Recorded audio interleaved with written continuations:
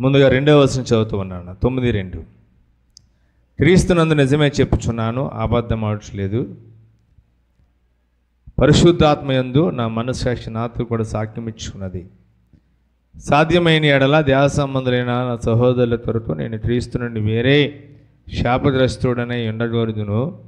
వీరు ఇశ్రాయేలీలు దత్తపుత్రత్వమును, మహిమయు, నిబంధనలు, ధర్మశాస్త్ర ప్రధానమును, అర్శన అసరాధులను, వాగ్దానములను వీరివి. పితరులు వీరు వారు, శరీరం బట్టి క్రీస్తు వీరిలో పుట్టిన. ఈయన సర్వాధికారిని దేవుడు ఉండి నిరంతరము స్తోత్రుడై ఉన్నాడు.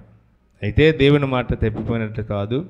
ఇశ్రాయేలు సంబంధం అందరూ ఇశ్రాయేలీలు కారు, అబ్రహాము సంతానమైనంత మాత్రం చేత అందరూ పిల్లల కారు. కానీ ఇస్సాకు వలనైనది నీ సంతానం అనబడిను. అనగా శరీర సంబంధులైన పిల్లలు దేవుని పిల్లల కారు, కానీ వాగ్దాన సంబంధులైన పిల్లలు సంతానమని ఎంచబడుదురు. వాగ్దాన రూపకమైన వాక్యం ఇదే.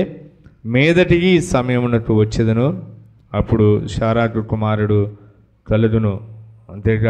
అంతేకాదు రిబ్కా మన తండ్రి అయిన ఇస్సాకును వతన వలన గర్భవతైనప్పుడు ఏర్పాటు నుండి చిన్న దేవుని సంకల్పము క్రియల మూలమే కాక పిలుసువాని మూలముగా నిలకడగా ఉన్న నిమిత్తము పిల్లలంకా పుట్టి మేలైనను కీడైనను చేయకముందే పెద్దవాడు చిన్నవానికి దాసుడగును అని ఆమెతో చెప్పాడు.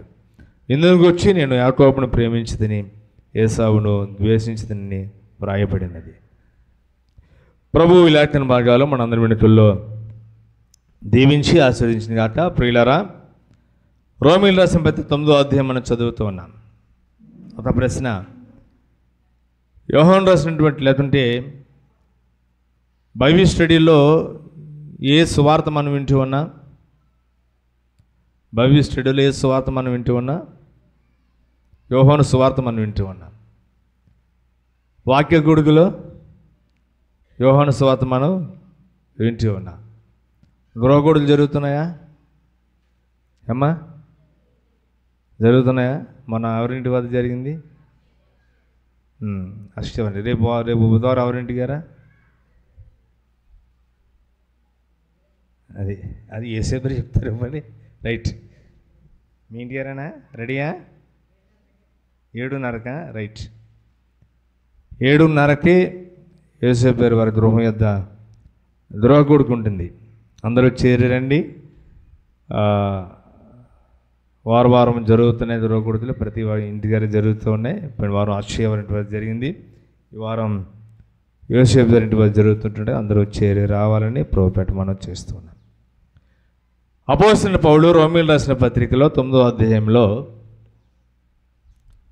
యూదుల పట్ల, అంటే పౌలు యూదుడు, పౌలుతో ఉన్న యూదుల పట్ల పౌలుకి ఏముంది చెప్పండి? దుఃఖముంది. ఏముంది? దుఃఖముంది, మానని వేదన ఉంది. ఎందువల్ల దుఃఖం ఉంది? ఎందువల్ల మానని వేదన ఉంది? పోయిన వారం మనం విన్నాం. ఎందువల్ల చెప్పండి? యూదులు వాక్యాన్ని తృణీకరిస్తూ ఉన్నారు. యూదులు ప్రభువుని తృణీకరిస్తూ ఉన్నారు. వాక్యాన్ని తృణీకరించే వారి పట్ల పౌలుకి ఏముంది? దుఃఖం ఉంది, మానని వేదన ఉంది. స్వకీయులే వాక్యాన్ని అంగీకరించడం లేదు. పౌలు వాక్యాన్ని తప్పుపడుతూ ఉన్నారు. పౌలు వాక్యాన్ని అంగీకరించడం లేదు. పౌలు వాక్యాన్ని వారు త్రోసివేస్తూ ఉన్నారు. ప్రభు దేవుని వాక్యాన్ని వారు తృణీకరిస్తూ ఉన్నారు. కాబట్టి పౌలుకి ఏముంది? దుఃఖం ఉంది, మానని వేదన ఉంది. దీన్ని బట్టి పౌలు నిజమే చెప్తున్నాడు, అబద్ధము ఆడడం లేదు. పౌలు నోటంట అబద్ధమైనది లేదు. దేవుని పిల్లలు ఏం చెప్పాలి? నిజాలు చెప్పాలి, అబద్ధాలు చెప్పాలి. దేవుని మందిరానికి రావడం వంకలు కదా. రామయ్య మందిరానికంటే అసలు నడవలేకపోతున్నానండి, లేవలేకపోతున్నానండి బాబు. అయితే ఎప్పుడు వచ్చేస్తాను, మీ వెనకాల వచ్చేస్తాను, మీరు వెళ్ళిపోండి అంటారు. అంతే. మీరు పదండి, మీ వెనకాల వచ్చేస్తానని చెప్పేసి ఏం చేస్తారు? వారి ఇంటికి ఆగిపోతారు. ఇప్పుడే వస్తామంటారు, రారు కదా. వంకలు చెప్పేవారు, అబద్ధాలు చెప్పేవారు. దేవుని పిల్లలు అబద్ధములాడేవారు, వంకలు చెప్పేవారు. మందిరానికి రావడానికి వంక, వాక్యం వినడానికి వంక. వినలేకపోతున్నాను బాబు, వినలేకపోతున్నాను. వంకలు పెట్టేవారు, అబద్ధాలు ఆడేవారు. కానీ పౌలు ఎప్పుడూ సత్యమే మాట్లాడుతూ ఉన్నాడు, నిజాలే మాట్లాడుతూ ఉన్నాడు. అబద్ధానికి పౌలు దృష్టిలో తావు లేదు. దేవుని పిల్లలు అబద్ధాలకు దూరంగా ఉండును గాక. అబద్ధాలు ఆడితే పనిష్మెంటే కదా. ఓ దైవజనుడు తెలుసుగా మనందరికీ బాప్తిజం ఇస్తూ ఉన్నప్పుడు సహోదరి ఏమందంట, సహోదరి నీళ్ళలో దిగింది, పిల్లోడిని పక్కోళ్ళకి ఇచ్చింది. ఆ పిల్లోడు ఏడుస్తూ ఉన్నాడంట. ఆ నీటిలో ఉండి ఏమందంట, పిల్లి వస్తుంది ఏడవక అన్నాడంట. అప్పుడు ఆ దైవజనుడు అడిగాడంట, ఏదమ్మా పిల్లి అంటే, అబ్బాయి లేదండి మా పిల్లోడు ఏడుపు ఆపేస్తాడని చెప్పేసి వంట పెట్టండి. ఏ వంట పెట్టింది? పిల్లి వస్తుంది వంట. కాళ్ళు నొప్పులున్న వంకలా, బలహీనతైన వంకలా, దేవుని మందిరానికి రావడం ఎందుకు అబద్ధాలు చెప్తూ ఉన్నారు, ఎందుకు అబద్ధాలు ఆడుతూ ఉన్నారు? మనం నిజాలే చెప్పాలి కానీ అబద్ధము ఆడటం మనకు మంచిది కాదు, యుద్ధము కాదు, అది సరైనటువంటి మాదిరి కాదు. కాబట్టి నిజమే చెప్తూ ఉన్నాను, అబద్ధం ఆడటం లేదు అంటూ ఉన్నాడు.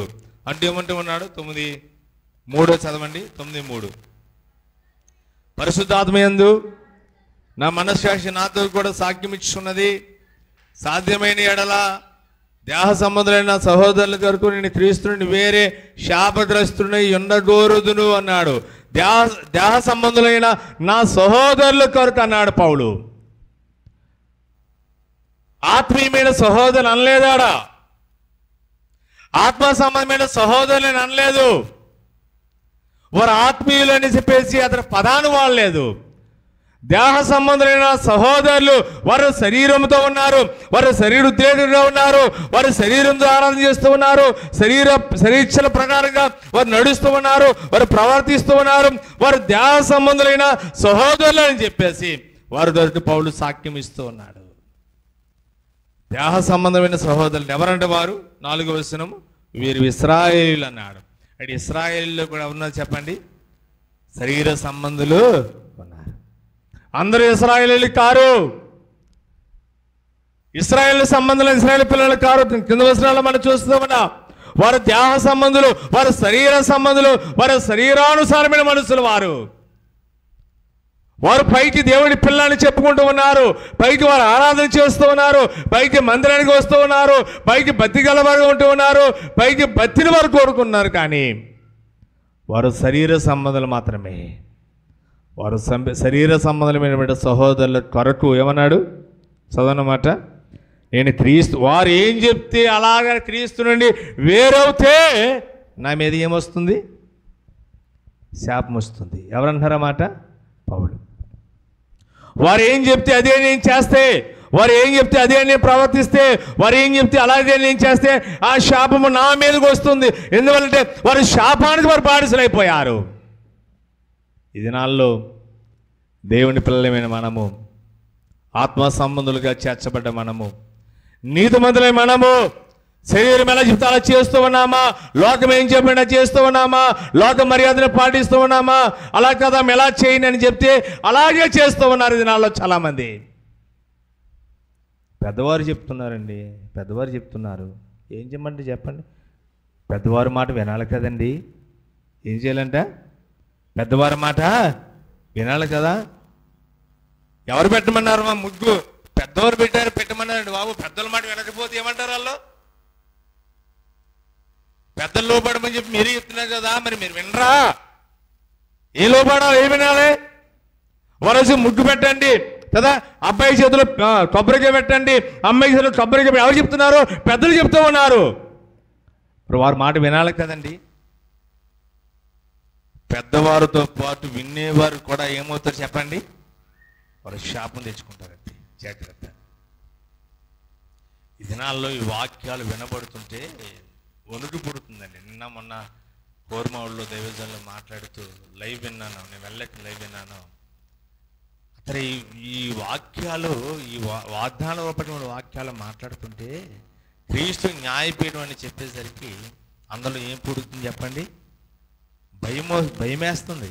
సహోదరి సాక్ష్యం పెట్టింది గ్రూప్లో, మీరు చెప్పిన వాక్యం విన్నాక నాకు భయం పట్టుకుందండి. ఏది వాగ్దాన వాక్యము, ఏది ఆత్మ సంబంధమైన వాక్యము, ఏది ఆత్మ సంబంధులుగా మాట్లాడే ఆత్మ మనం మాట్లాడుతూ ఉన్నాము, ఆత్మ జీవిస్తూ ఉన్నాము, ఆత్మ కార్యాలు మనం చేయాలి. ఈ దినాల్లో లోటం ఏం చెప్తే అది చేయడం కాదు. పౌలు ఏమన్నాడు? దేహ సంబంధులైన సహోదరులు త్వరతో నేను చేస్తే ఆ శాపం నా మీద కూడా వస్తుంది. మన కుటుంబాలు దీవించబడాలంటే లోక సంబంధుల ప్రకారంగా చేయకండి.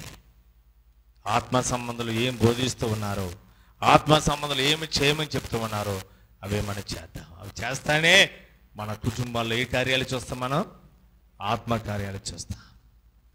మధ్యలో ఆమెను చెప్పాలి. ఏసేదో చెప్తున్నారు, అది చూస్తాము అంటే ఏం చెప్పాలి? ఆమేన్. చూస్తామంతే.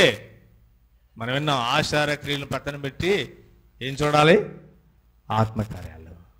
ప్రభువు నమ్మిన గృహాల్లో లోక క్రియలు కాదు, శరీర క్రియలు కాదు, ధర్మశాస్త్ర సంబంధమైన క్రియలు కాదు, విశ్వాస మూలమైన నీతి, విశ్వాస మూలమైన క్రియలు, విశ్వాస సంబంధమైన క్రియలు మన గృహాల్లో ఉండాలి, సంఘములో ఉండాలి. ఆత్మ సంబంధులుగా ఉండి ప్రభుని ఆరాధన చేయాలి. కాబట్టి పౌలు అంటున్నాడు, శరీర సంబంధులైన సహోదరులు ఉన్నారు, వారి మాట వింటే నాకు ప్రమాదమే. ఆ దారికి వెళ్ళొద్దురంటే ఎందుకు వెళ్ళాలి? నేను వెళ్తే ఏమవుతుంది కదా? ఈ దేహ సంబంధులైనటువంటి ఒక వ్యక్తితో, లేదంటే సాతాను చేత మోసగించబడి స్త్రీ అపరాధంలో పడుతుంది. నిజమా? దేవుడు తినవద్దని చెప్పాడా? పండు తింటే ఏమవుతుంది? తింటే దేవదూత వల్ల ఉంటావు అంటే ఏం చేసింది ఆ స్త్రీ?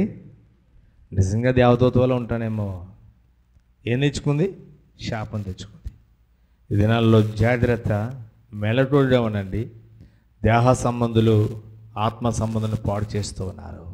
దేహ సంబంధులు, శరీర సంబంధులు, ఆత్మ సంబంధులు పాడు చేసి వారు సంఘంలో ప్రవేశించి వారికి పౌలుకు పేరు పెట్టాడు, వారు క్రూరమైన తోడేలు. వారు ఏ సర్మ వేసుకుని వస్తారంట? ఎక్కడున్నావా? దేని స్తోత్రం, సంతోషం. ఒకవేళ బయట ఉంటే వెన్న వచ్చే లోపలికి వచ్చావా? వెరీ గుడ్, సంతోషం. ఏమన్నాడు పౌలు చెప్పండి? క్రూరమైన తోడేళ్ళు మీలో నుండి బయలు వెడలు అన్నవి. వారు ఏ శర్మ వేసుకుని వస్తారంట? వారు గొర్రె శర్మలు వేసుకుని మీలోనికి వస్తారు. కాబట్టి ఆత్మ సంబంధాలు ఏం చెప్తే అది చేయాలి. 9వ అధ్యాయము 5వ వచనం లేక 4వ వచనం, వీరు ఇశ్రాయేలు ఎవరు? దేహ సంబంధులైన వారు ఇశ్రాయేల్లో ఉన్నారు. వారు దత్తపుత్రత్వమును, మహిమయు, నిబంధనలు, ధర్మశాస్త్ర ప్రధానములు, అర్చనాసారాధులను, వాగ్దానములు వీరివి పితరులు. వీరు వారు పితరులు ఉన్నారు, వీరిలో పితరులు వీరు వారు. కానీ అతను ప్రభువుకు జ్ఞాపకం చేస్తాడు. ఏమన్నాడు? శరీరం బట్టి క్రీస్తు వీరిలో పుట్టాను. వారు పితరులే, వారు ఇశ్రాయేలులే. కానీ శరీరమును బట్టి శరీరాకారముతో క్రీస్తు వీరిలో పుట్టాడు. కానీ క్రీస్తు ఎవరంట? సర్వాధికారి అయిన దేవుడై ఉండి ఏమన్నాడు? చదవన్నమాట, నిరంతరము స్తోత్రాలుడే అన్నాడు.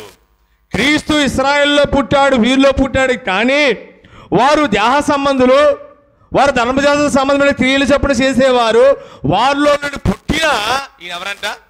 సర్వాధికారి అయిన దేవుడు. మనందరూ గట్టి చెప్పండి, మన ప్రభు ఎవరు చెప్పండి? సర్వాధికారి అయిన దేవుడు. మళ్ళా గట్టి చెప్పండి, మన ప్రభు ఎవరు? సర్వాధికారి అయిన దేవుడు. నిరంతరము స్తోత్రార్హుడే, నిరంతరము స్తుతులపై ఆసీనుడు. నిరంతరమైన మనం స్తుతిస్తూ ఉన్నాం, మనం గణపరుస్తూ ఉన్నాం. మన ద్వారా ఘనతను పొందుకుంటూ ఉన్నాడు, మన ద్వారా స్తుతి పొందుకుంటూ ఉన్నాడు, మన ద్వారా స్తోత్రాలు పొందుకుంటూ ఉన్నాడు. నిరంతరము స్తోత్రాల ద్వారుడు. ఈయన సర్వాధికారి అయిన దేవుడు. కాబట్టి ప్రభు వారిలో నుంచి ఏం చేయబడ్డాడు చెప్పండి? ప్రత్యేకించబడ్డాడు. మీకు అర్థమవుతే గట్టిగా అందరూ ఆమేన్ చెప్పండి. ప్రభు ఇశ్రాయేలీలో నుంచి ఎవరైతే ధర్మశాస్త్ర సంబంధమైన క్రియలు చొప్పున చేసేవారు ఉన్నారో, ఎవరైతే కదా దేహ సంబంధులు శరీర సంబంధులుగా ఉన్నారో వారిలో నుండి మన ప్రభు ఏం చెప్పబడ్డాడు? ప్రత్యేకించబడ్డాడు. మనం ఎవరి పిల్లలని చెప్పండి? ప్రభు పిల్లలమేనా? ప్రత్యేకించబడిన యేసు ప్రభు యొక్క పిల్లలము. ఎట్లా ప్రత్యేకించబడ్డాడు? హెబ్రీయుల పత్రిక 7:26 మనం చూస్తున్నాం. పాపుల్లో చేరక ప్రత్యేకముగా ఉన్నవాడు ఈయన ప్రత్యేకించబడ్డాడు. యేసు ప్రభు ప్రత్యేకించబడ్డాడు. మనం ప్రత్యేకించబడిన వారము. మన ప్రభువుతో పాటు సదాకాలం ఆయనతో పాటు మనం ఉన్నాం. అప్పుడు మనకే కదా లోకానికి ఎంత తేడా చూసారా మీరు? శరీర సంబంధం ఆత్మ సంబంధం ఎంత తేడా చూసారా? శరీర సంబంధాలు ఏం చేస్తే అది చేస్తే మన ప్రభు పిల్లలు అవుతామా? అట్లామో ఆలోచన చేయండి. మన ప్రభు పిల్లలము, మనం ప్రత్యేకించబడ్డాం. కాబట్టి మనం ప్రత్యేకించబడిన వారిని మనం ఉండాలి. చదవన్నమాట 6వ వచనం. అయితే ఇశ్రాయేల్ సంబంధాలు ఇశ్రాయేలీలు అంటున్నాడన్నమాట రోమాపత్రికలో 9వ అధ్యాయంలో. ఇశ్రాయేలు సంబంధాలు అందరూ ఇశ్రాయేలీలు కారు. ఈ దినాల్లో చాలా మంది బోధించే బోధ ఎట్లా ఉందంటే అందరూ ఇశ్రాయేలీలే, వారు పాపం చేయలేదు, వారు తప్పిదము చేయలేదు, వారందరూ దేవుని పిల్లలు అని చెప్పేసి చాలా మంది బోధిస్తూ ఉన్నారు. కానీ ఇశ్రాయేలీలు అందరూ ఇశ్రాయేలీలు కారు. ఇశ్రాయేలీలు అందరూ ఇశ్రాయేల్ సంబంధులు దేవుని పిల్లలు కాదు, దేవుని సంబంధాలు కాదు. ఎవరైతే వాగ్దాన ప్రకారంగా జన్మించారో, ఎవరైతే వాగ్దాన వాక్యాన్ని విన్నారో, ఎవరైతే వాగ్దానంలో పుట్టారో, వాగ్దానంగా జన్మించారో వారు దేవుని పిల్ల అని చెప్పేసి పౌలు రోమా సంఘాన్ని జ్ఞాపం చేస్తూ ఉన్నాడు. చూడండి 9వ అధ్యాయము 7వ వచనం. అబ్రహాము సంతానం మాత్రం చేత అందరూ పిల్లల కారు గాని ఇస్సాకు వలె సంతానము. అబ్రహాము సంతానం చాలా మంది ఉన్నారు. అబ్రహాము సంతానమైనంత మాత్రాన అందరూ అబ్రహాం పిల్లలు కాదు. అబ్రహాముకి ఎంతమంది కుమారులు? అబ్రహాము ఎంతమంది కుమారులు? ఇద్దరు అని చెప్తే మనం ధర్మశాస్త్ర సంబంధం అయిపోతుంది. అబ్రహాముకు వాగ్దాన రూపముగా వాగ్దాన పుత్రుడు ఆత్మతో జన్మించిన వాడు ఇస్సాకు కదా. ఇస్మాయిల్ అనేది శరీర సంబంధే. ఎందువల్ల? శారాతీని తొందరపడి నిర్ణయం వల్ల, ఆగర్తో వెళ్ళడం వల్ల ఇస్మాయిల్ ప్రవేశం వచ్చింది. ఇస్మాయిల్ జన్మించాడు. కానీ ఇస్మాయిలు శరీర సంబంధం మాత్రమే. ఇస్మాయిలు శరీరంతో పుట్టినవాడు మాత్రమే. కానీ ఇస్సాకు వాగ్దాన పుత్రుడు. ఇస్సాకు వలనేది అబ్రహాము సంతానము. మనెవరి పిల్లలం? మనెవరి పిల్లలం? అబ్రహాం పిల్లలమైతే ఇస్సాకు పిల్లలం కూడా మనమే కదా. ఇస్సాకు వలన సంతానము కనబడ్డ మనము. అబ్రహాముకి ఇస్సాకు ఎలా కుమారుడిగా కాబడ్డాడో మనము కూడా వాగ్దాన రూపముగా మనం వచ్చాము. వాగ్దాన ప్రకారంగా మనం వచ్చాము. ఆయన వాగ్దానాన్ని నమ్మే మనం వచ్చాము. ఆయన వాగ్దానాన్ని అంగీకరించి మనం వచ్చాము. వాగ్దాన రూపకమైన వాక్యాలు మన ఎదుగు వస్తూ ఉంటుండగా ఆ వాక్యాన్ని అంగీకరించే మన ప్రభులో చేర్చబడ్డాం. నీతిమంతులుగా చేర్చబడ్డాం. సంఘంలో మనం చేర్చబడ్డాం. మన పరలోకంలో ప్రభువుతో పాటు కూర్చున్నాం. వాక్యాన్ని అంగీకరించిన వారు, వాక్యాన్ని నమ్మిన వారు, ఏ వాక్యం మీద మన దగ్గర వచ్చిందో, ఏ వాగ్దానం మీద మన దగ్గర వచ్చిందో ఆ వాగ్దానాన్ని మనం నమ్మాము. ఆ వాక్యాన్ని మనం అంగీకరించాము. ప్రభువుని నమ్మిన వారు, ప్రభువుని అంగీకరించిన వారు. వాక్యాన్ని అంగీకరించుకున్న బాప్తిజాలు పొందేస్తే వారు కూడా ఏమనుకున్నారు? మేము కూడా దేవుని పిల్లలమే అని చెప్పుకుంటున్నారు చాలా మంది. వాక్యం నమ్ముకున్నా, ప్రభువుని నమ్ముకున్నా, అంగీకరించుకున్నా, శరీర సంబంధంగా ఉంటూ బాప్తిజం పొంది పరలోకం వెళ్ళిపోతాము. బాప్తిజం పొందితే ప్రభువుతో పాటు ఉంటాము కదా. చాలామంది ప్రభువుని నమ్మకుండా, అంగీకరించుకున్న, వాక్యాన్ని అంగీకరించుకున్న బాప్తిజాలు మాత్రమే పరిమితం అయిపోతూ ఉన్నారు. వారు దేవుని పిల్లలని వారు చెప్పుకుంటున్నారు, కానీ వారు దేవుని పిల్లలు కారు. ఆలోచన చేయండి. బాప్తిజాలు మాత్రమే కాదు, వాక్యాన్ని ఏం చేయాలని మనం అంగీకరించాలి. వచ్చింది అబ్రహాం వద్దకు. ఏ వాక్యం వచ్చింది చూడండి, 9వ అధ్యాయము 9వ వచనం. వాగ్దాన రూపకమైన వాక్యము ఇదే వచ్చింది అబ్రహాం వద్దకు. వాక్యం, ఏ వాక్యం వచ్చింది? చదవమ్మా. మీదటికి ఈ సమయమునకు వచ్చేదను, అప్పుడు శారాకు కుమారుడు వచ్చిందా వాక్యము అబ్రహాముకి వాగ్దానం వచ్చిందా? అబ్రహాముకి వాగ్దాన రూపమైన వాక్యం వచ్చిందా? అబ్రహాముకి వాగ్దాన వాక్యం రాగానే ఆ వాక్యాన్ని గైకున్నాడు, దేవుని సంబంధం అయిపోయాడు అబ్రహాము. మీదటికి ఈ సమయంలో నేను వస్తాను, ఎందుకంటే ఆయన సమయం ఇంకా రాలేదు. మనం అనుకుంటాం, ఏంటి నా పట్ల దేవుడు ఇంత ఆలస్యం చేస్తూ ఉన్నాడు, నా పట్ల దేవుడు ఎందుకు ఇంత కదా నిర్లక్ష్యం చేస్తూ ఉన్నాడు. దేవుడు వాగ్దానం ఇచ్చాడు కదా, దేవుని ప్రార్థన చేస్తూ ఉన్నాడు కదా, ఎందుకు నాకు ఇంత ఆలస్యం చేస్తూ ఉన్నాడు, ఎందుకు నాకు ప్రతిఫలం ఇవ్వడం లేదు? అబ్రహాము ఎదురు చూశాడు దేవుడిచ్చే ప్రతిఫలం కొరకు, దేవుడిచ్చే జవాబు కొరకు అబ్రహాము ఎదురు చూశాడు. అబ్రహాముకి దేవుడు వాగ్దానం ఇచ్చాడు, మీదరికి సమయానికి వస్తాను, శారాకు కుమారుడు ఎదురు చూడు. కానీ అమ్మగారు పాపం స్త్రీ బలహీనమైన ఘటన కదా, శారా ఎదురు చూడకుండా ఏం పడింది చెప్పండి? తొందరపడి అబ్రహాముతో ఉండడానికి హాగరును శారాయే పంపించింది. ఈ దినాల్లో చాలామంది ప్రభు ఇచ్చి సమాధానం ఎదురు చూడక తొందరపడి నిర్ణయాలు తీసుకున్నారు. తొందరపడి జ్వరం వచ్చినప్పుడు తొందరపడి వెళ్ళిపోతూ ఉన్నాం, తొందరపడి నిర్ణయాలు తీసుకుంటూ ఉన్నాం. మన బలహీనత వస్తే తొందరపడి వెళ్ళిపోతూ ఉన్నాం, మన వ్యాధి వస్తే తొందరపడి వెళ్ళిపోతున్నాం. ఎక్కడికి వెళ్ళిపోతున్నాం అమ్మా? దేవుడిచ్చే జవాబు ఎదురు చూడక మనం ఎక్కడికి వెళ్ళిపోతున్నాం చెప్పండి? మెల్లో నిండా తాళ్ళే, చేతుల నిండా తాళ్ళే. ఆలోచన చేయండి, దేవుడిచ్చే సమాధానం ఎదురు చూడాలి. వాక్యం వచ్చింది అబ్రహాముకు, అబ్రహాం ఎదురు చూస్తూ ఉన్నాడు. ఆ ఎదురు చూడడం పెట్టి అబ్రహాము దేవుని సంబంధి అయ్యాడు. దేవుడిని వాగ్దానాలు పంపిస్తూ ఉన్నాడు, వాక్యం ద్వారా మాట్లాడుతూ ఉన్నాడు, దినదినము వాక్యం దర్శిస్తూ ఉన్నాడు. వాక్యానికి సమయం ఇస్తే, వాక్యాన్ని అంగీకరిస్తే, ఏ వర్తమాన వాక్యం వస్తూ ఉందో, ఏ వాగ్దాన వాక్యం వస్తుందో ఆ వాక్యానికి సమయం ఇచ్చినప్పుడు, ఆ వాక్యాన్ని వింటూ ఉన్నప్పుడు మన జీవితాల్లో ప్రభు కార్యాలు చేస్తాడు, మన జీవితాల్లో ప్రభు మహత్కార్యాలు చేస్తాడు. ప్రారంభ సంఘం వారు ప్రభువును నమ్మి అంగీకరించి బాప్తిజం పొందినప్పుడు అపోస్తలుల ద్వారా వారు నమ్మిన వారు ద్వారా ప్రభు ఏం చేశాడంట? మహత్కార్యాలు జరిగించాడు, అద్భుత కార్యాలు. వారి కుటుంబాల్లో, వారి జీవితాల్లో, వారి గృహాల్లో వారి కార్యాలు చేశారు, వారి ఆత్మ వరములతో నింపబడ్డారు. ఈరోజు దేవుని వాక్యం నీ వద్దకు వస్తుంది, వాక్యాన్ని గట్టిగా పట్టుకుంటావా? నమ్మకమైన బోధ మనకు అప్పగించబడుతుంది, సత్యమైన బోధ మనకు అప్పగించబడుతుంది. వాక్యాన్ని మనం గట్టిగా పెట్టుకోవాలి. ఫైనల్గా ఒక మాట జ్ఞాపకం చేసి ప్రార్థన చేస్తాను. 9వ అధ్యాయము 13వ వచనం చూడండి. 9:13. ఈయనను గూర్చి నేను యాకోబును ప్రేమించితిని, ఏశావును ద్వేషించితిని. ఇదే మాట మలకి గ్రంథంలో పాత నిబంధనలో జ్ఞాపకం చేసే చూడండి. మలకి గ్రంథం 1వ అధ్యాయము, మలకి గ్రంథం 1వ అధ్యాయము పాత నిబంధనలు ఇదే మాట జ్ఞాపకం చేశాడు చూడండి. 2వ వచనం చదవమ్మా.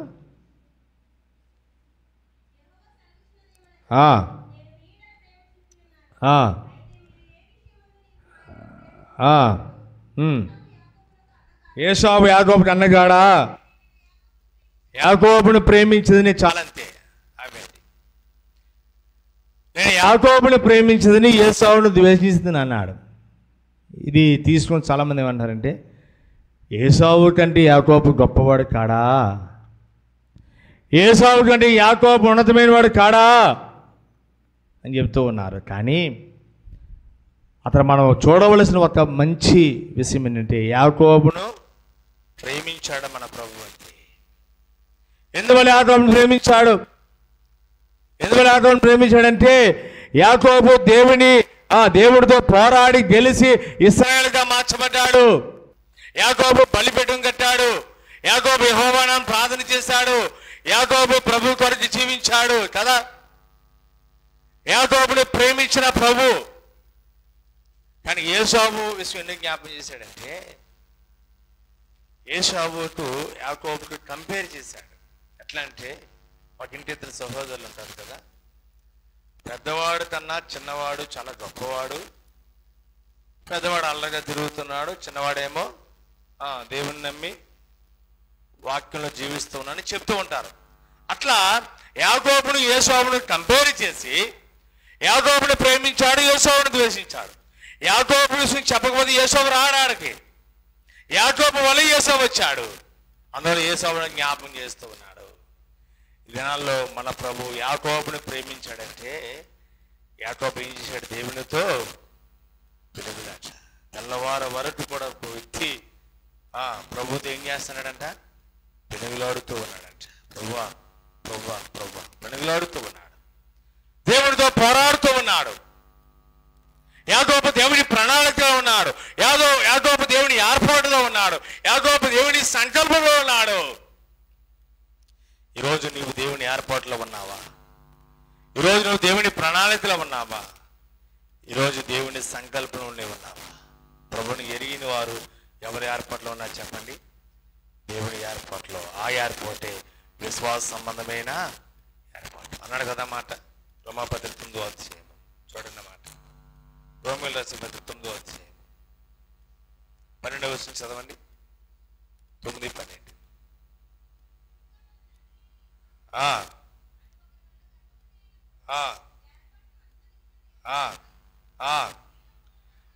ఏర్పాటు నాడు దేవుని ఆ సంకల్పము అన్నాడంటే ఎవరి గురించి అన్నాడు? ఆ మాట చెప్పండి. యాకోబుని దృష్టిలో పెట్టిన అన్నాడు. ఏర్పాటును బట్టి అనుసరించిన దేవుని సంకల్పము క్రియల మూలముగా కాక పిలుసువాని మూలముగా ఎలా ఉందంట? నిలకడగా ఉందంట. ఏర్పాటును బట్టి ఉన్న దేవుని సంకల్పం అన్నాడంటే అది క్రియల మూలముగా లేదు. ఏర్పాటు ఎలా ఉందని చెప్పండి? విశ్వాస మూలముగా ఉంది, పిలిచేవాడిని మూలంగా ఉంది. ఎవరి చేత మనం పిలవబడ్డాం? ప్రభువే మనం పిలిచాడు. ఎక్కడి నుంచి పిలవబడ్డాం? లోకంలో పిలవబడ్డాం, సంఘంలో చేర్చబడ్డాం, దేవుని ఏర్పాట్లు మనం ఉన్నాం. పిలిచేవాడిని మూలముగానే మనం క్రియలు చేస్తూ ఉన్నాం. చాలామంది ధర్మశాస్త్ర సంబంధమైన క్రియలు ఉండిపోయారు. ఏషోవులాగా ఆ వంట వండుతూనే, లేకుంటే ఒక పూట కూటి కొరకు ఏం చేసి ఏసావు చెప్పండి? జ్యేష్ఠ భక్తుని అమ్మి వేసుకున్నాడంట. ఒక పూట కూటి అంటే యాకోబు వండే కూర కొరకు ఏసావు ఏం చేశాడు? పోతే పోయింది ఆ జ్యేష్ఠత్వం. భ్రష్టుడైపోయాడు, వ్యభిచారైపోయాడు. ఈ దినాల్లో చాలామంది లోకాసారాల కొరకు, లోక మర్యాదల కొరకు మన జ్యేష్ఠత్వంలో ఏం చేసుకుంటున్నాం? మనం అమ్మేసుకున్నాం. మన క్రైస్తవాన్ని అమ్మేసుకుంటూ ఉన్నాం. మన క్రైస్తవాన్ని పాడు చేస్తూ ఉన్నాం. వెతుకంది మన జీవితాలను మనం పాడు చేసుకుంటూ ఉన్నాం. శాపగ్రస్తులైపోతూ ఉన్నాం. కాబట్టి యాకోబు వలె ఉండాలి. యాకోబుని ప్రేమించాడు ప్రభు. మనల్ని కూడా ఏం చేస్తున్నాడు? ప్రేమిస్తూ ఉన్నాడు. తప్పిపోయిన కుమారుడు గురించి మనకు అందరూ తెలుసు కదా. ఎంతమంది కుమారులు చెప్పండి? ఇద్దరు చిన్న కుమారులు, ఇద్దరు కుమారులు కదా. ఒక కుమారుడు దేశాంతరం వెళ్ళిపోయాడు, ఆస్తి అంతా పాడు చేసుకున్నాడు. మనందరూ తెలుసు కదా కదా. ఆస్తి అంతా పాడు చేసుకున్నాడు. అంతా అయిపోయిన తర్వాత బుద్ధి వచ్చినప్పుడు మళ్ళీ ఏం చేస్తున్నాడంట? నేను తండ్రి వద్దకు వెళ్తాను, పరలోకంలో ఉన్న దేవుని ఎదుట, తండ్రి ఎదుట నేను నా పాపాన్ని ఒప్పుకుంటానని చెప్పేసి వస్తూ ఉన్నాడు.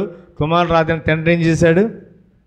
నాయన కుమారుడు అని చెప్పేసి ఆ కుమారుడిని కౌగిలించుకుని ముద్దు పెట్టుకుని త్రవ్వుని తోడు వధించి పాదాల చెప్పులు తొడిగి వస్త్రాలు తొడిగి సింహాసనం కూర్చోబెట్టాడు. ఇప్పుడు పెద్దవాడు వచ్చాడంట. పెద్దవాడు ఎక్కడ నిలబడ్డాడు చెప్పండి? అర్థమవుతుంది చెప్పండి. పెద్దవాడు ఎక్కడ నిలబడ్డాడు? ఎన్నిసార్లు మనం వినలేదు ఈ స్టోరీ చెప్పండి? సండే టీచర్ చెప్పండి. పెద్దవాడు ఎక్కడ ఉండిపోయాడు? బయట ఉండిపోయాడు. పొలములో గొర్రెలు మేపి పొలములో పనిచేస్తూ వచ్చేసరికి ఇంటి వద్ద ఏం జరుగుతుందంట? సంతోష ధ్వనులు జరుగుతూ ఉన్నాయి, సంగీత ధ్వనులు. సంతోషముతో ఆనందిస్తూ కదా గంతులు వేస్తూ పండగ చేస్తున్నాడు నాన్న. ఎవరి గురించి? తప్పుపోయిన కుమారుడు మళ్ళా తిరిగి వచ్చాడు. నశించిపోయిన కుమారుడు తిరిగి వచ్చాడు. పాడైపోయిన కుమారుడు తిరిగి వచ్చాడు. చనిపోయిన కుమారుడు తిరిగి బ్రతికాడు. ఆ కుమారుడు రాగానే తండ్రి సంతోషంతో గొంతులు వేస్తూ ప్రభుని తోడ వధించి బిందె ఏర్పాటు చేసి కదా సంగీత ధ్వనులతో కదా ఆనందాన్ని వ్యక్తపరుస్తూ ఉంటుంటే పెద్ద కుమారుడు బయట ఉండిపోయాడంట. ఉండిపోయి ఏమంటున్నాడంట? నేను లోపలికే రాను. లోపల ఏం జరుగుతుంది? సంగీత ధ్వని. పెద్ద కుమారుడు ఎక్కడ ఉండిపోయాడు? లోపల. అంటే ఆ భాగ్యం ఎవరు పోగొట్టుకున్నా చెప్పండి? పెద్ద కుమారుడికి భాగ్యం లేదు. ఎవరైతే నశించిపోయి తిరిగి దొరికి నీతిమంతుడిగా చేర్చబడి సంఘంలో చేర్చబడ్డారో వారికే ప్రభు ఆనందం ఇచ్చాడు. పెద్ద కుమారుడిని బతిమాలుతూ ఉన్నారు. తండ్రి వెళ్ళి, బాబు ఎల్లప్పుడు నువ్వు నాతోనే ఉంటావా, ఎందుకు మన కోపాలు లోపల అంటే నేను రానన్నాడంతే. నేను రాను. ఇదనలో చాలామంది బయట ఉండిపోయి లోపలికి రా అంటే చాలామంది రాలేకపోతూ ఉన్నారు. లోపలికి వస్తేనే ప్రభు ఆనందం ఇస్తాడు. యాకోబు వచ్చాడు, దీవించబడ్డాడు. యేషోబు రాలేదు, ఏమైపోయాడు చెప్పండి? భ్రష్టుడైపోయాడు. లేఖనాల్లో మనం చూస్తుంటే యాకోబు గురించి రాయబడింది కానీ యేషోబు గురించి రాయబడలేదు.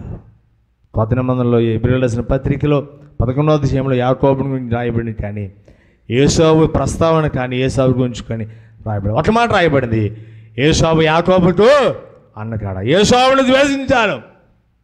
ఈ దినాల్లో ప్రభువు చేత ప్రేమించబడుతూ ఉన్నామా? ప్రభువు చేత ప్రేమించబడుతూ ఉన్నామా? ప్రభు చేత ప్రేమించబడితే మన ధన్యులమే, మనం దీవించబడతాం. మన శరీర సంబంధులము కాము, మన ఆత్మ సంబంధులము. ఒకవేళ శరీర సంబంధులుగా ఉంటే మన పట్ల ప్రభు ఏం పడతాడంట? ఆయన దుఃఖపడతాడు. మనలో ఉన్న పరిశుద్ధాత్మ దేవుడు ఆనందించాలంటే పరిశుద్ధాత్మలో కలుగు ఆనందముతో గొప్ప ఉపద్రవమందు వారు వాక్యాన్ని ఎలా విన్నారో, వాక్యాన్ని అంగీకరించారో మనము కదా, వాక్యాన్ని విని వాక్యాన్ని అంగీకరించి సంఘంలో చేర్చబడిన మనము పరిశుద్ధాత్మలో కలుగు ఆనందంతో, గొప్ప ఆనందంతో ప్రభు సన్నిధిలో ఉంటే మన కుటుంబాలు దీవించబడతాయి. వాక్యం వస్తూ ఉంది మన వద్దకు, దినదినం వాక్యం వస్తూ ఉంది. ఎన్ని రకాలుగా ఎన్ని రీతులుగా దైవజనులు వాక్యాన్ని బోధిస్తూ ఉన్నారు.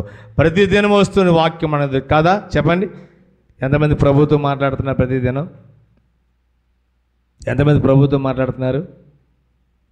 ముసలు చెప్పుకోవడానికి, వ్యర్థమైన మాటలు చెప్పుకోవడానికి, టీవీల వద్ద కూర్చుని వారు చెప్పే మాటలు వినడానికి, వారు చేసే పనులు చూడడానికి మన సమయం ఉంటుంది. కానీ ప్రభుతో మాట్లాడే సమయం ఉంటుందా చెప్పండి? మన శుక్రవారం మనం విన్నాం కదా, ప్రార్థనా కాలమున పేతురు యోహానులు ఏం చేశారంట? దేవాలయానికి. అంటే ప్రభువు కూడా మనకి ఏమి ఇచ్చాడు? సమయం ఇచ్చాడు. సమయం ఇచ్చాడు ప్రభు మనకి. ఆ సమయం ఇవ్వగానే ఆ సమయానికి చేరువద్దాం. ఆ సమయానికి ప్రభు పాదాల యొద్ద వద్దాం. మరియా ఎలా విందో కదా, ఉత్తమమైన దాన్ని ఏం చేసింది? మరియా ఏర్పాటు చేసుకుంది, వాక్యాన్ని వింటూ ఉంది.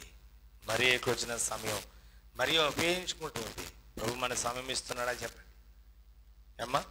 ప్రభు మన సమయం ఇస్తూ ఉన్నాడా? ఎన్ని రీతిలుగా సమయాలు ఇస్తూ ఉన్నారు? టైమ్ ఈజ్ ఏ వాల్యుబుల్ అన్నారు కదా, చదువుకున్న పిల్లలు చెప్తారు. సమయం చాలా విలువైనది. ఈ సమయం పోతే మరలా వస్తుందా చెప్పండి? మరలా వస్తుందా? ఈ సమయం పోతే మళ్ళీ రాదు. మళ్ళీ వాక్యం వినలేం. ఏమో తర్వాత సమయం ఎలా ఉంటుందో. యాకోబు రాసిన పత్రిక 4వ అధ్యాయంలో కదా, నేడైనను రేపైనను ఒకవేళ పట్టణానికి వెళ్ళి లాభమ్మ సముద్రాన్ని చెప్పుకున్న వాళ్ళారా, రేపేమి సంభవించని మీకు తెలీదు. రేపు ఆ సమయం వస్తుందో తెలీదు అనుకున్నారు కదా. కొమ్మరపల్లిలో ఉదయం పనికి వెళ్ళి సాయంత్రం శ్యామ ఇంటికి వచ్చేది అనుకున్నారు. బాధాకరం అంటే అందులో 2 సహోదరులు మన క్రైస్తవులు కూడా ఉన్నారంట. 2 సహోదరులు. వారి అమ్మాయి చెప్తుంటే నిన్న యూట్యూబ్లో చూసినప్పుడు దుఃఖం వచ్చింది. నా కళ్ళ ముందే మా అమ్మని నేను కోల్పోయాను. మా అమ్మ ఏ అన్యాయం చేసింది? మా అమ్మ దేవుడిని నమ్ముకుంది, ప్రతి ఆదివారం మందిరంగా వెళ్తుంది. మా అమ్మ ఏ పొరపాటు చేసింది? మా అమ్మ ఎందుకు మా అమ్మని దేవుడు తీసుకున్నాడు? వారు చెప్తే ఎంత బాధ. కానీ మనకి ప్రభు విలువైన సమయం ప్రభు మనకి ఇచ్చాడు. రండి ప్రభు వద్దకు. వర్తమాన వాక్యాలు మనకు వస్తూ ఉంటుండగా, వాగ్దాన రూపంలో వాక్యాలు మనకు వస్తుండగా ఈ దినాల వాక్యం ఎంత వాక్య ప్రకారం జీవితం. యాకోబును ప్రేమించినట్లే ప్రభు మనం ప్రేమిస్తున్నాడు. ఎప్పటికీ ప్రభు మనం ప్రేమిస్తూ ఉన్నాడు. ప్రభు ప్రేమను అర్థం చేసుకుని వాక్యంలో నిలబడి వాక్యంతో మనం జీవితాం. ఈ తలంపుల ప్రభు మన వెనుకల్లో దీవించి ఆశీర్వదించినట్టు ప్రార్థించేద్దాం. ప్రార్థించారు. తెలియవచ్చండి. పరిశుద్ధుని మా తండ్రి, దయగల ప్రభువా, ఈ ఘనమైనది శ్రేష్టమైన స్తుతులు చెల్లిస్తున్నా. వర్తమాన వాక్యం మాకు వస్తుంటుడే. యాకోబును ప్రేమించిన ప్రభు, చిన్న కుమారుని ప్రేమించిన ప్రభు, ఆ ప్రభువుగా మీరు మాకు అర్థమయ్యారు.